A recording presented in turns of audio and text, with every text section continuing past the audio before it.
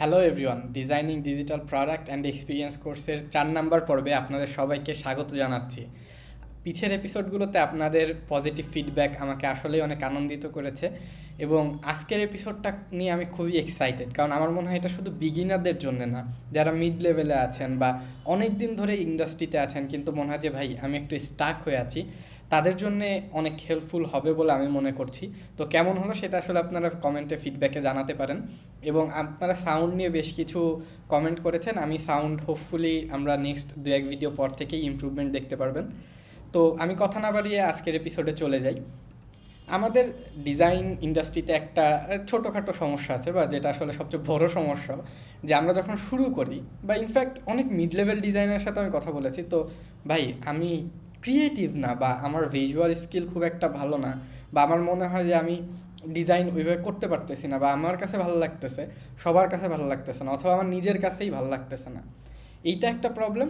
আরেকটা প্রবলেম হয় যে ভাই ভিজুয়াল তো করলাম, কিন্তু এটা বিজনেসের কি লাভ হইতেছে, বা আমি স্টেক হোল্ডারদের সাথে আমার যে ভ্যালু আমি কোম্পানিতে অ্যাড করতেছি না আমি নিজে বুঝতেছি, বা না কাউকে বুঝাইতে পারতেছি, বা কমপ্লেক্স প্রবলেম আসলে সলভ কীভাবে করব, বা একটা design process, ideal design process কেমন হতে পারে, বা ডিজাইন থিঙ্কিং কি, এই ধরনের বেশ কিছু কোয়েশ্চেন সবার মাথায় ঘুরপাক খায়। তো আজকে আমরা সেগুলোই একটু উত্তর দেওয়ার চেষ্টা করব। তো উত্তর দেওয়ার আগে আমি আপনাদের যদি একটা কোয়েশ্চেন করি যে ভাই আপনি কি ছবি আঁকতে পারেন, বা ক্যান ইউ ড্র? তো মানে 50% হয়তো অনেকেই পারে, আমি জানি যে অনেকেই খুব ভালো ছবি আঁকতে পারে, বাট অনেকেই আছে আমার মতো যারা ভাই বলবে যে ভাই আমি তো আসলে ছবি আঁকতে পারি না। কিন্তু এই কথাটা না আংশিক সত্য, পুরোপুরি সত্য না। কারণ আমরা ছোটোবেলা থেকে ক খ গ ঘ লিখতে পারি, এবং এই ধরনের জটিল জটিল আমরা কিন্তু অক্ষর খুব সহজেই লিখতে পারি। হ্যাঁ, এবং এই জিনিসগুলো কিন্তু খুব ইজি না, আমরা ছোটোবেলা থেকে লিখে অভ্যস্ত, এই জন্য মনে হয় যে সহজ। কিন্তু আপনি যদি চিন্তা করেন, আপনাকে যদি বাংলার বাইরে বাংলা, ইংলিশ বা অনেকে আরবি পারতে পারেন, তার বাইরে ধরেন এরকম একটা অক্ষর দিই, এটা সম্ভবত তেলেগু, বেশিরভাগ মানুষ কিন্তু পারবে না। কিন্তু দেখেন এইগুলো কিন্তু জাস্ট কয়েকটা সার্কেল, রাইট? তো কেন এই যে যে আমাদের কাছে মনে হয় যে আমরা পারি না, বা আমরা ছোটোবেলা থেকে অনেক কমপ্লেক্স, বাংলা ক্যারেক্টার বেশ কমপ্লেক্স, এটা আমরা যে শিখে শিখে বড় হচ্ছি, হ্যাঁ, কিভাবে আমরা আসলে ওইটা পারতেছি এইটা পারতেছি না, রাইট? তো এই ব্যাপারটা হচ্ছে অবজার্ভ অ্যান্ড ইমিটেশনস। আমরা যখন কোনো কিছু লার্নিংয়ের আর্লি স্টেজে থাকি, তো আমরা কিন্তু পাশের মানুষজনের সাথে দেখে দেখে অভ্যস্ত, এবং সেটা কপি পেস্ট করি। আমরা যখন ক খ শিখছি, অনেকেই কিন্তু ছোটোবেলায় নার্সারিতে বা KG1 প্লে গ্রুপ যাই বলেন, বা মা বাবার কাছে পড়ছেন, দাদা দাদির কাছে আদর্শলিপি, স্বরলিপি। তো ওইখানে কিন্তু ওই যে ক খ গ ঘ এভাবে কিন্তু পাশে পাশে আমরা বারবার বারবার লিখতাম, হাত ঘুরাইতাম, যাদের হাতের লেখা খারাপ হতো ভালো লেখার উপর হাত ঘুরাইতাম। তো এইটা হইতেছে ইমিটেশন অ্যান্ড অবজার্ভ। অ্যান্ড আমার মনে হয় আমরা যারা মনে করি যে আমাদের ভিজুয়াল স্কিল খারাপ, বা ভাই আমি আসলে ডিজাইন ক্রিয়েটিভ না, এই জিনিসটাও আসলে প্রথম স্টেজটা হইতেছে ভাই চোখ বুঝে কপি পেস্ট করেন। নো ম্যাটার যে ভাই আপনি অনেক সিনিয়র ডিজাইনার বা মিড লেভেল ডিজাইনার বা জুনিয়র হলে, তো অবশ্যই আমি সব জুনিয়রকে বলি যে ভাই অ্যাটলিস্ট যেটা করবেন, যে আপনার পছন্দের 5-10 জন ডিজাইনার বের করবেন, তাদের কাজ একদম হুবহু কপি পেস্ট করবেন। তাতে যে সুবিধাটা হয় যে ভিজুয়াল স্কিল বা ভিজুয়াল ল্যাঙ্গুয়েজটা ভিতরে ভিতরে বিল্ড আপ হয়। বা ভাই আমি আসলে ভিজুয়াল অত ইন্টারেস্টেড না, আমি রিসার্চ করতে চাই, তো সেই ক্ষেত্রে অন্যরা কি রিসার্চ করছে সেইটা অবজার্ভ করেন, তাদের কেস স্টাডিগুলো পড়েন। অ্যান্ড এইগুলার জন্য আমার সবাই আমরা মোটামুটি ড্রিবল চিনি, আর একটা হচ্ছে বিহ্যান্স চিনি, যারা বিগিনার চিনেন না, এই দুইটাতে হচ্ছে পোর্টফোলিও ওয়েবসাইট, এইখানে মানুষজন তাদের কাজ আপলোড দেয়। অ্যান্ড খুব চমৎকার চমৎকার কিছু কাজ আছে, আবার খুব খারাপ খারাপ কাজও আছে। তো এই দুইটার বাইরেও আমার কাছে যেগুলো ফেভারিট বা আমার হিডেন ট্রেজার থেকে, মবিন আসলে এখন আর হিডেন নাই, মবিন এখন, বাট মবিন পেইড হয়ে গেছে। মবিনের সুবিধা হচ্ছে এখানে আপনি একদম রিয়েল লাইফ যে অ্যাপগুলো আছে আমরা যেসব ইউজ করি বা ফেমাস, স্পটিফাই, এয়ারবিএনবি খুবই ভালো ডিজাইনের জন্য ফেমাস, তাদের একদম ফুল ফ্লো ভিডিও আকারে দেওয়া আছে। বাট এইটা একটু কস্টলি। আপনারা যেটা করতে পারেন ভাই, মুভিন থেকে নেওয়ার দরকার নেই, আপনি নিজে প্লে স্টোরে চলে যান, এয়ারবিএনবি অ্যাপ ডাউনলোড করেন, বা ওদের হেল্প পেজে যান, ওদের ইউআইগুলো দেখেন, ওইগুলো কপি পেস্ট করার ট্রাই করেন, ওদের মিডিয়াম আর্টিকেল পড়েন, অনেক কিছু জানতে পারবেন। এবং আরেকটা ওয়েবসাইট খুবই ইন্টারেস্টিং, এটা হচ্ছে চেকলিস্ট.ডিজাইন। সো এইখানে আপনি যদি যান, যে একটা রিসেট পাসওয়ার্ড পেজে কী কী থাকতে পারে, কিছু এক্সাম্পল, কিছু বেস্ট কেস, এইরকম শুধু রিসেট পাসওয়ার্ড না, ওরা ধরে ধরে একদম পেজ ধরে ধরে, এলিমেন্ট ধরে ধরে, যে একটা বাটন কীরকম থাকতে পারে, একটা ফর্ম কীরকম হইতে পারে, সাইন আপ কীরকম হইতে পারে, ওয়েবসাইটে করলে কেমন হইতে পারে, মোবাইলে করলে কীরকম হইতে পারে, কিছু ফ্লো দেওয়া আছে, বেশ কিছু সাইকোলজি নিয়ে টপিক দেওয়া আছে, ব্র্যান্ডের কিছু কথাবার্তা আছে। সো ডেফিনেটলি এইটা চেক করতে পারেন। আরেকটা হচ্ছে drawer.com-এ, এইখানে ইউএক্স কেস স্টাডিজ আছে, অর্থাৎ ভালো ভালো ডিজাইনাররা কীভাবে তাদের ডিজাইনগুলো করছেন ওইগুলাও দেখতে পারবেন, জানতে পারবেন। এবং আরেকটা হচ্ছে growth.design, এইখানে খুব ফেমাস ডিজাইনকে ওরা অনেকটা কমিক আকারে সাইকোলজি, ইউজার এক্সপিরিয়েন্স, ল, ভিজুয়াল নলেজ, এই ইত্যাদি ইত্যাদি অনেক কিছু দিয়ে ওরা ব্রেকডাউন করছে। সো একটা ডিজাইন দেখে ওইটাকে ব্রেকডাউন করতে পারাটাও কিন্তু বেশ কাজের অ্যান্ড ইফেক্টিভ লার্নিংয়ের জন্যে বা গ্রোথের জন্যে। এবং আরেকটা হচ্ছে useronboard.com, এইটা আমার খুবই ফেভারিট, বাট আনফর্চুনেটলি এইখানে যেসব কেস স্টাডি আছে এইগুলো এখন প্রায় 7-8-9 বছর বা তারও বেশি পুরানো হয়ে গেছে, এখন আর লেটেস্ট নাই। বাট স্টিল আপনারা দেখতে পারেন, আমার মনে হয় যে ভালো লাগবে বা খুব ইন্সপায়ার্ড হবেন যে ও আচ্ছা এইভাবেও করা যায়, এটাও ভুল। হ্যাঁ, তো এইগুলো হচ্ছে আপনাকে একটা সলিড বিল্ড আপ দিবে বলে আমি মনে করি। এর সাথে সাথে আরও এই ধরনের অনেক ওয়েবসাইট আছে, মিডিয়ামে প্রচুর আর্টিকেল পড়া যায়, বাট আমি কয়েকটা জাস্ট হ্যান্ডপিক করে দিলাম আপনাদের শুরু করার জন্যে। আবার এখন কথা হইতেছে ভাই আমি শুরু তো করলাম, কিন্তু ভাই ডিজাইন প্রসেস, আপনি যখন দেখবেন মিডিয়াম, ব্লগ বা আর্টিকেল, কেস স্টাডি, যে অনেক ডিজাইন প্রসেস, বাট রিয়েল লাইফে কি আসলেই সবাই এত প্রসেস ফলো করে? অনেস্টলি স্পিকিং করে না। অ্যান্ড আমি যদি বেশিরভাগ মানুষকে জিজ্ঞেস করি যে ভাই আপনি কি করেন, মানে কীভাবে ডিজাইন করেন, সো বেশিরভাগ মানুষের কথা হবে ভাই আমি তো ডিরেক্ট ফিগমাতে ইউআই করি, which is not wrong. But আমার মনে হয় যে এইখানে যদি আমি কাউকে জিজ্ঞেস করি যে ভাই আপনার ডিজাইন প্রসেস কি, জাস্ট ফিগমাতে ডিজাইন করি, এইটাও আংশিক সত্য। কেন, এটা একটু পরে আসতেছি। তো আমি যদি কাউকে জিজ্ঞেস করি যে ভাই, আপনাকে জিজ্ঞেস করি যে ভাই উত্তরা থেকে ঢাকা ইউনিভার্সিটি কীভাবে যাব, আমাকে যদি কেউ জিজ্ঞেস করে আমি বলবো ভাই আপনি একটা পাঠাও বাইক নিয়ে নেন। দ্য প্রবলেম ইজ এইখানে যে আমি অ্যাজিউম করে নিচ্ছি আপনি একা যাচ্ছেন। হ্যাঁ, আমি জানি না যে how many people are going, আপনারা কতজন মানুষ যাচ্ছেন। এখন কথা হলো ভাই আমরা 3-4 জন যাচ্ছি, ভালো কথা, তাহলে আপনার বাজেট কেমন? আপনার যদি বাজেট কম হয় মেট্রো রেল নেন, মেট্রো রেলে তো উত্তরা থেকে ঢাকা ইউনিভার্সিটি পর্যন্ত সরাসরি চলে আসা যায়। বাট আমি আরেকটা জিনিস ভুলে গেছি ভাই, কোন টাইমে যাবেন, হোয়াট টাইম। হ্যাঁ, শুক্রবারে তো মেট্রো রেল বন্ধ থাকে, তো আপনি হয়তো শুক্রবারে যেতে চাচ্ছেন, এখন এটাও তো সম্ভব না। আবার এমনও তো হইতে পারে যে ভাই আপনি আসলে ঘুরতে যাইতেছেন না, আপনি কাউকে ঢাকা মেডিকেল কলেজে নিয়ে যাইতেছেন যে ইনজুর, তার হয়তো অ্যাম্বুলেন্স লাগবে, রাইট? সো আমরা অনেক সময় অ্যাজামশন করি। অ্যান্ড এখন ধরেন স্টিল আপনি যখন রিয়েল লাইফ যদি আমি ধরি, রিয়েল লাইফ হইলে কিন্তু আপনি আমরা বলতেন যে ভাই আমি অসুস্থ বা আমি পা মচকায় গেছে, আমার ঢাকা ইউনিভার্সিটি বা ঢাকা মেডিকেল কলেজে আমি যাব উত্তরা থেকে, আমি ঢাকায় নতুন, আপনি আমাকে একটু গাইড করে দেন। যেহেতু আমি ঢাকা সম্পর্কে আমার আইডিয়া ভালো, আমি হয়তো আপনাকে বলবো ভাই আপনি একটা পাঠাও কার নিতে পারেন, আপনি যদি মোটামুটি একটু হাঁটতে পারেন তাহলে একটা রিক্সা নেন, রিক্সা নিয়ে তারপর একটা বাসে করে আসতে পারেন, কারণ আমি ঢাকা শহরটা চিনি, জানি, রাইট? তো এইরকমভাবে আমরা যখন জাস্ট বলি যে ভাই আমি হচ্ছে জাস্ট ইউআই করতেছি, ব্যাপারটা তা না। দেখেন আপনি যখন একটা পেজ জাস্ট ডিজাইন করতেছেন তখনও কিন্তু আপনি ইন্সপিরেশন খুঁজেন যে আচ্ছা এইরকম পেজ আর কে কী করছে দেখি, ড্রিবলে যে হোক, রিয়েল লাইফে হোক। তারপর আমরা অনেক সময় মুড বোর্ড বানাই যে কয়েকটা পেজ ধরি, এই জায়গার থেকে এইটা কপি করবো, এইখান থেকে এইটা পেস্ট করবো, রাইট? তারপর আমরা কিন্তু একটা ফন্ট চুজ করি, লাখ লাখ কোটি কোটি ফন্ট আছে, টাইপফেস আছে, কেন আপনি শুধু এই ফন্টটাই চুজ করতেছেন? হয়তো আপনার কাছে ডিরেক্ট কোনো লজিক নেই, আপনার কাছে ভাল লাগছে, তো চেষ্টা করেন যে কেন ভাল লাগতেছে। বা আমরা কালার চুজ করতেছি কেন, তো অনেক সময় আমরা কিন্তু একটু চিন্তা করি যে ঠিক আছে রেড মানে ডেঞ্জার, গ্রিন মানে পজিটিভ, ব্লু একটু কাম ফিল দেয়, রাইট, কমফোর্টেবল ফিল দেয়, প্রিমিয়াম জিনিসপত্র একটু ব্ল্যাক আর গোল্ডেন কালারে হয়। হ্যাঁ, অ্যান্ড তারপর আমরা চেষ্টা করি জিনিসপত্রগুলো যাতে পড়ে বোঝা যায়, বা আমার ওয়েবসাইটটা ঠিকমতো ক্লিয়ার আছে, বা আমার অ্যাপে ঠিকমতো ক্লিক করা যাচ্ছে, সো আরও ব্লা ব্লা ব্লা ব্লা। তা আমাদের যে একদম আমরা প্রসেস ফলো করি না, ব্যাপারটা তা না। ব্যাপারটা হচ্ছে যে আমরা আসলে একটা স্ট্রাকচার্ড প্রসেস ফলো করি না। হ্যাঁ, আমার কাছে যদি জিজ্ঞেস করেন ভাই বেস্ট প্রসেস হইতেছে যেটা আপনাকে আপনার ডিজায়ার্ড আউটকাম দেয়।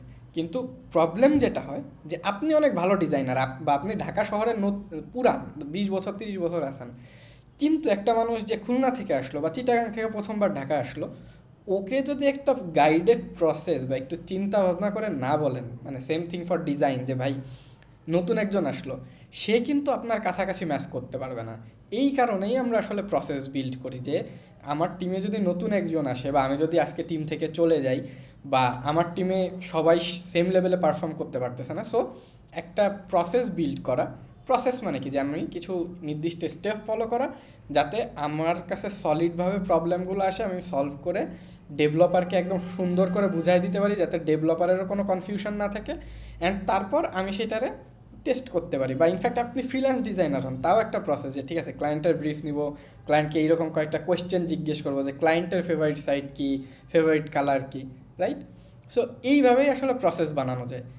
কিন্তু আরও ফর্মাল কিন্তু অনেক প্রসেস আছে, ডিজাইন থিঙ্কিং, আরও double diamond, design sprint, lean UX, এই ধরনের অনেক কিছু আপনারা শুনবেন। তো এই জিনিসগুলো কেন?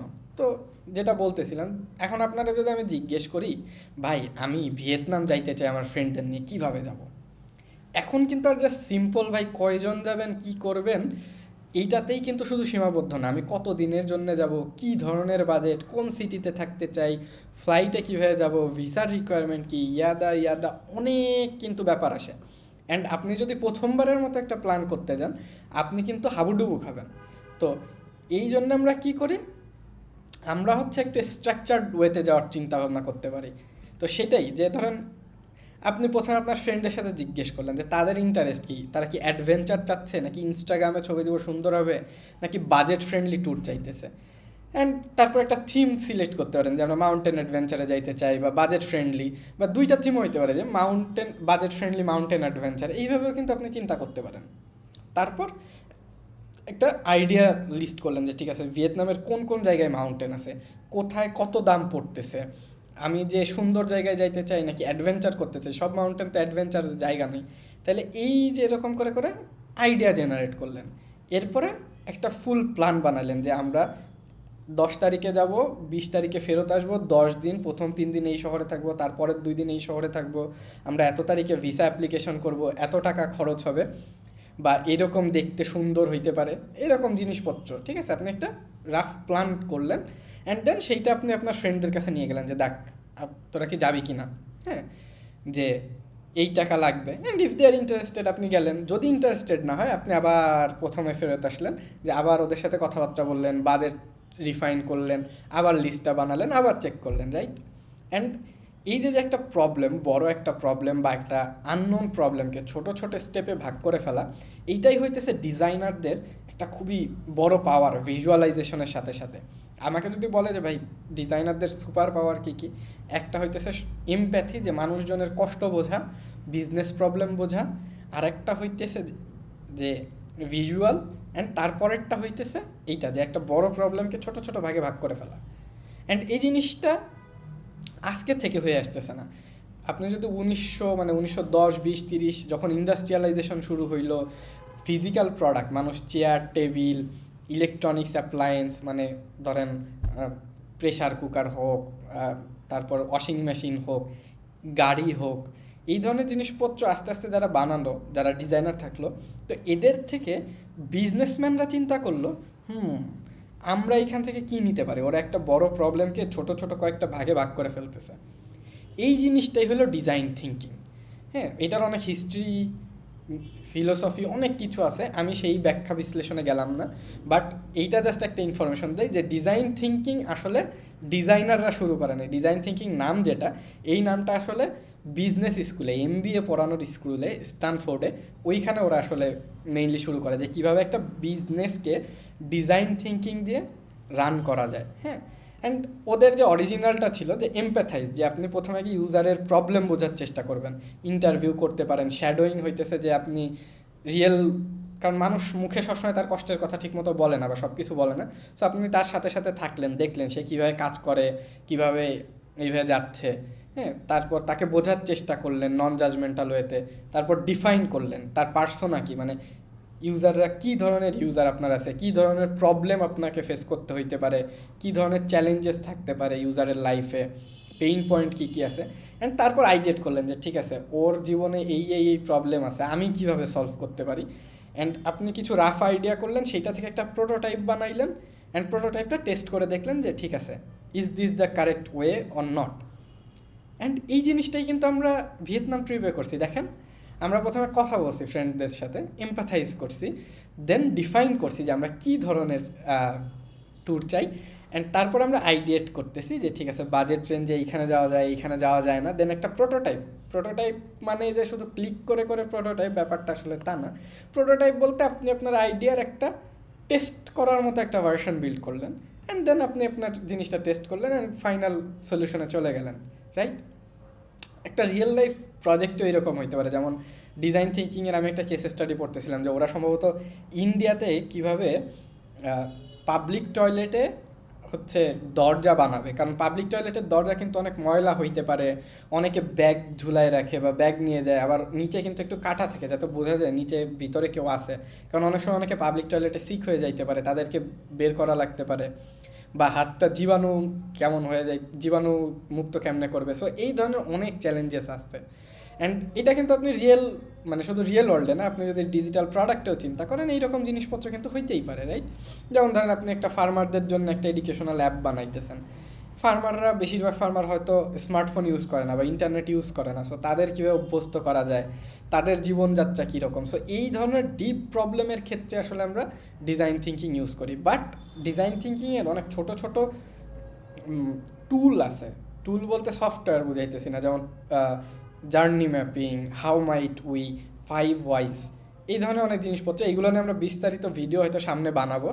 তো এই ধরনের জিনিসপত্রগুলোও কিন্তু অনেক কাজে লাগে। অ্যান্ড ডিজাইন থিঙ্কিং বা এই ধরনের আরও অনেক ফ্রেমওয়ার্ক আছে, যেমন ধরেন ডাবল ডায়মন্ড। সো ডাবল ডায়মন্ডের খুব সিম্পলিফাই যদি আমি করি, যে ডাইভার্স, প্রথমে আপনি যত ধরনের প্রবলেম হইতে পারে, দেন আপনি একটা জিনিস নিয়ে কাজ করতেছেন, সো কত ধরনের প্রবলেম হইতে পারে, আপনি প্রথমে আগে প্রবলেমের লিস্ট বানাইলেন, তারপর ছোট করলেন যে এর ভিতর থেকে কোনটা কোনটা আপনি আসলে সলভ করতে পারবেন। যেমন আজকে বৃষ্টি হইতেছে, সো বৃষ্টি হইতেছে, আপনি ভিজে যাচ্ছেন, আপনার কাছে শেল্টার নাই, রাস্তা পিছলা হয়ে যাইতেছে, ইত্যাদি ইত্যাদি অনেক কিছু হইতে পারে।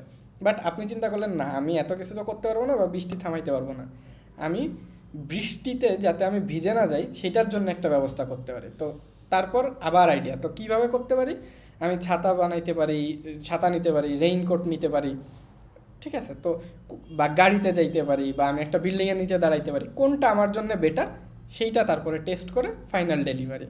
অ্যান্ড এইটাই যদি আমরা ভিয়েতনাম ট্রিপে একটু চিন্তা করি, যে আপনি ডিফারেন্ট পোটেনশিয়াল ডেস্টিনেশন প্রেফারেন্স সবগুলো নিয়ে ইনফরমেশন গ্যাদার করলেন, এরপরে ওইখান থেকে আপনি কত বাজেটে আপনি এইগুলাতে যাইতে পারবেন সেইটা ডিফাইন করলেন, দেন আপনি আপনার ফ্রেন্ডদের সাথে সেটা নিয়ে কথাবার্তা বললেন, অ্যান্ড আরও বড় করে একটা লিস্ট বের করলেন, দেন সবাই মিলে একটা প্ল্যান ফাইনালাইজ করলেন। আর একটা আছে, অ্যান্ড ধরেন ফর এক্সাম্পল এইখানে একটা এক্সাম্পল আমি লিখছি যে কার্ট অ্যাবান্ডনমেন্ট ইস্যু, যে আপনার ওয়েবসাইটে মানুষ যে পারচেস করতেছে না, ধরেন আপনার একটা কমার্স সাইট, মানুষ যে খালি অ্যাড টু কার্ট করে রাখতেছে, কিনতেছে না। তো কেন? হইতে পারে তাদের পেমেন্টে সমস্যা আছে, হইতে পারে তারা প্রোমো কোডের জন্য ওয়েট করতেছে, হইতে পারে ওটিপি আসতেছে না, হইতে পারে তারা পাসওয়ার্ড ভুলে গেছে। সো এই যে বড় একটা লিস্ট করলেন, এবার ইউজারদের সাথে কথা বলেন, এখন দেখলেন যে বেশিরভাগ সময় আপনার ওয়েবসাইটে তারা পেমেন্ট করতে পারতেছে না। এবার আবার বড় করলেন যে কেন পেমেন্ট করতে পারতেছে না। সো দেখা গেল যে আপনার পেমেন্ট করতে গেলে ওটিপি আসে, ওই ওটিপি ঠিকঠাক মতো আসতেছে না। অ্যান্ড শুধু কি ওটিপি নাকি, ইউজার আসলে বুঝতেছেই না যে ওটিপি আসলে যে মোবাইলে SMS আসতেছে, এইটাও অনেকে না বুঝতে পারে। তো তারপরে আপনি ওইটারে কীভাবে রিফাইন করা যায় সেটা নিয়ে কাজ করলেন, তারপর ফাইনাল একটা ডেলিভারি দিলেন। সো এইটাই হইতেছে ডাবল ডায়মন্ড, যে ডাইভার্স। আর আরেকটা যেটা পপুলার আছে সেটা হচ্ছে লিন ইউএক্স। সো লিন ইউএক্সের কথা হলো, ভাই আমার এত কিছু নিয়ে চিন্তা করার সময় নাই।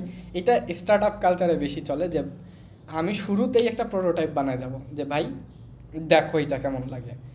হ্যাঁ, আমি প্রথমে একটা প্রোটোটাইপ বানাবো, লাগলে কোডও করে ফেলবো, অ্যাপ বানায় নিয়ে যে বলবো ভাই দেখেন তো এই অ্যাপ চলে কি না, তারপর চেক করব, তারপর চিন্তা করবো কী করলে আরও বেটার হইতে পারতো। হ্যাঁ, তো এইটাই ধরেন যে আমি জাস্ট ভিয়েতনাম ট্যুরের জন্যে শুরুতেই আমি একটা স্টার্টিং পয়েন্ট, পারফেক্ট প্ল্যান হওয়ার দরকার নেই, আমি জাস্ট একটা প্ল্যান বানিয়ে নিয়ে গেলাম যে এই 10 তারিখের তো 15 তারিখ যাবো, এত টাকা লাগতে পারে। অ্যান্ড তখন আমার ফ্রেন্ডরা বললো যে ভাই দেখ আমি তো 10 তারিখ যাইতে পারবো না, আমরা চল 11 তারিখ শুক্রবার আছে বা অমুক দিন ছুটি আছে 3-4 দিনের, ওই ছুটিতে যাই, বা এই লেভেলের বাজেট রাখলে ভালো হয়। অ্যান্ড এই যে ভ্যালিডেশনটা করলেন, এইবার আপনি আবার চিন্তা করলেন যে আচ্ছা ঠিক আছে ওরা এত কিছু বলছে, এটাতে আমি কেমনে কমাইতে পারি, অ্যান্ড আপনি আবার নতুন করে আরেকটা বানাইলেন। That is the circle.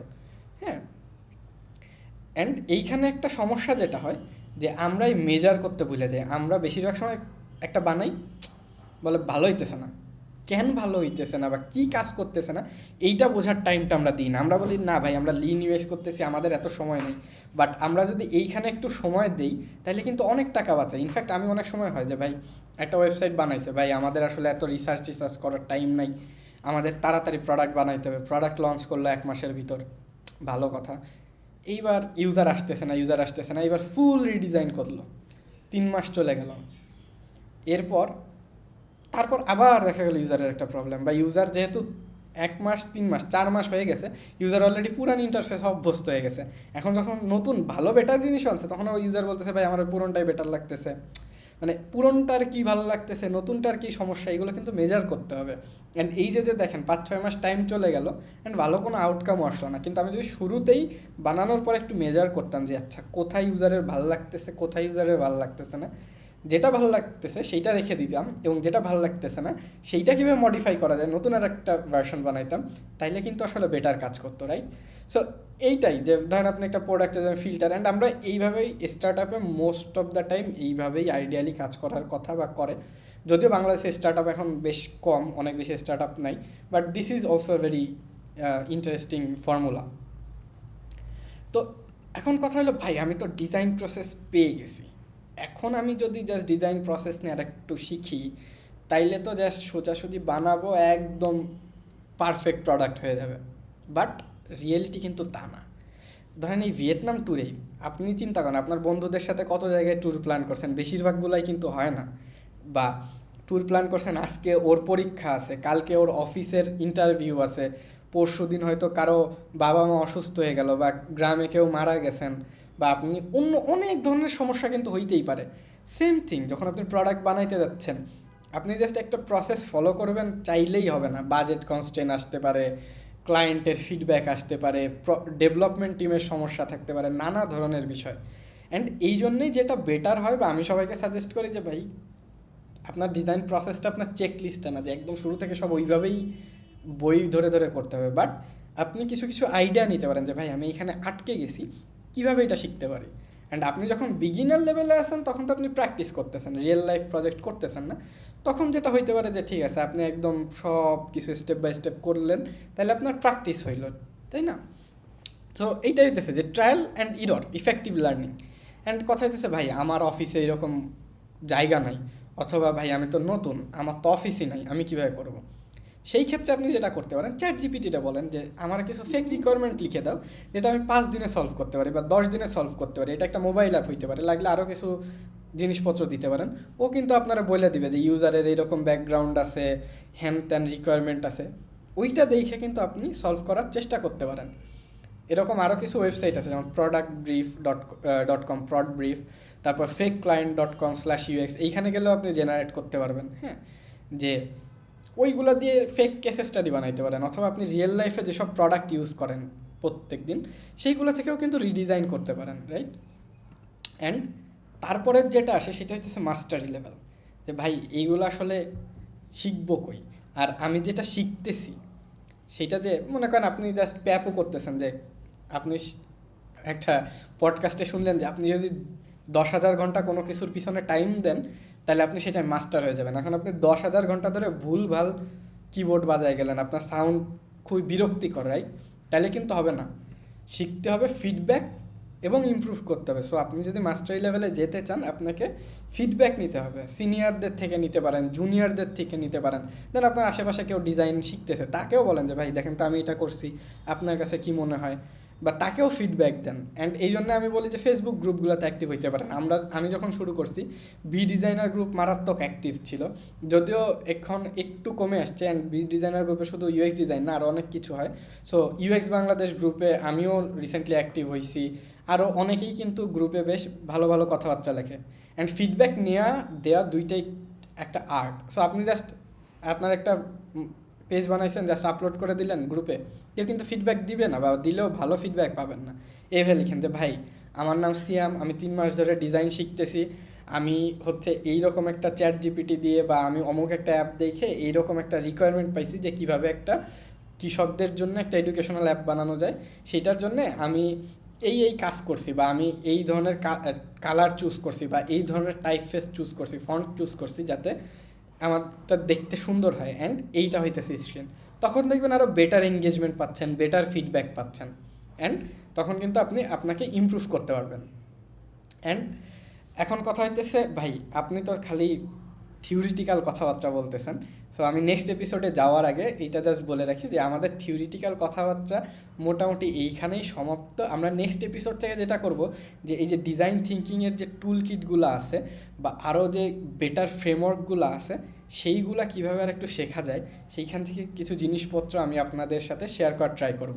And আপনারা আইডিওর ডিজাইন টুল কিট .org আছে, ডিজাইন টুল কিট .co আছে, ওইগুলা থেকেও এই জিনিসপত্রগুলো শিখতে পারেন। বাট যারা বিগিনার আছেন তাদের জন্য একটু কমপ্লেক্স হয়ে যেতে পারে। এই জন্যই আমরা নেক্সট ভিডিওগুলোতে এইগুলাকে খুব ছোট ছোট ভাগে ভাগ করে আনবো। অ্যান্ড আশা করি নেক্সট এপিসোডে দেখা হবে। তো সবাই ততদিন ভালো থাকবেন। আজকের এপিসোড কেমন লাগলো সেটা কমেন্টে ফিডব্যাক জানাতে পারেন, অথবা শেয়ার করতে পারেন আপনার ফ্রেন্ডদের সাথে বা যারা শিখছে। And happy designing, see you in next episode, bye by.